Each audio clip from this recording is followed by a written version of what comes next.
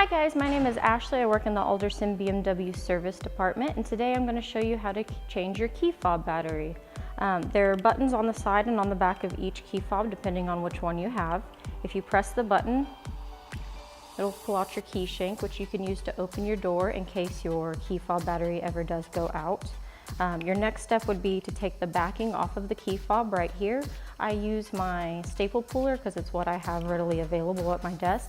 You can use any kind of flat surface that might work. There's a little tab right here. Pop it out.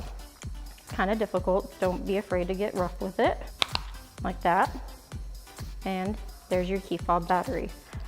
It'll say what kind of battery it takes, what kind of size. There's two different sizes. We have both in stock at all times in our parts department, so you can come see us and we can help you with that. You would pop it out, put the new one in, reinstall this backing like that, put the key shank back in, and there you go. I'm Ashley at Alderson BMW Service. Come see us at 19th and Avenue K.